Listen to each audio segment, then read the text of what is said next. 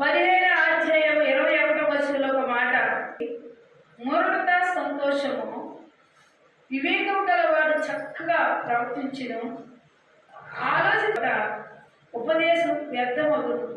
ఆలోచన చెప్పేవాడు పరిశుద్ధాత్మ దేవుడు ఉండాలి. గురువర్గం లేకపోతే గురువులే ఇచ్చి గుడ్డిదే కాదా?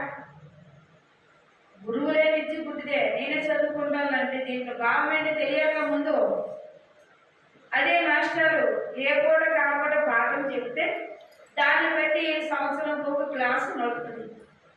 ఏది అనుకోకుండా మేము బడికే పోము, మీ ఇంట్లో చదువుకోండి బుక్కులు అంటే అవుతుందా? అందుకని దేవుడి స్తోత్రం. హల్లెలూయా. దేవుడి యందు నువ్వు ఎప్పుడైతే మోకరించి ప్రార్థన చేస్తున్నావో, దేవా నేను ఎక్కినారు వాళ్ళకి ఎలా వెళ్ళాలి ఏంటి నా పరిస్థితి అన్నప్పుడు ఆలోచన పుట్టిస్తారు దేవుడే.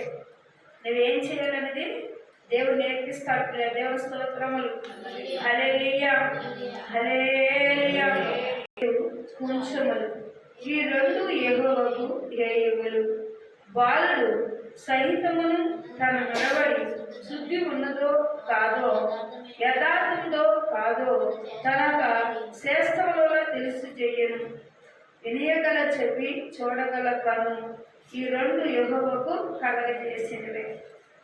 ఇక్కడ ఏమంటే నడుచుకున్న పిల్లారా, మరి ఏవి దేవుడికి వేయవండి? వేరు వేరు కుంతులు రాళ్ళు, వేరు వేరు కొంచెములు, ఈ రెండు యెహోవాకు ఏలుగులే. బాలుడు నడుచుతున్న తన నడకను శుద్ధి ఉన్నదో లేదో ఎవరికి తెలుస్తుంది?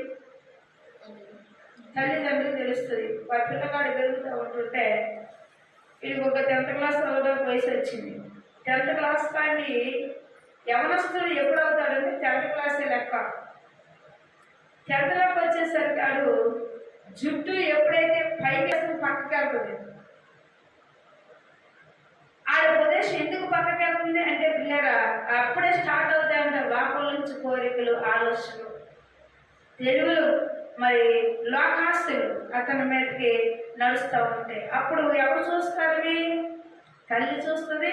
తల్లి చూడ బామ్మ ఇప్పుడు దాకా ఈ సోకు పెరిగింది, ఇప్పుడు నీకేది ఊరుకోమ్మా వాళ్ళందరూ అట్లా ఉన్నారు కానీ నేనంతే క్రాప్ చేసుకున్నా అంటాడట.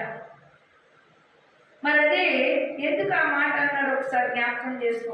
బాలుడు సైత తన నడక శుద్ధి ఉన్నదో కాదో, యథార్థం ఉందో కాదో తన చేతుల వల్ల తెలియజేయబడింది.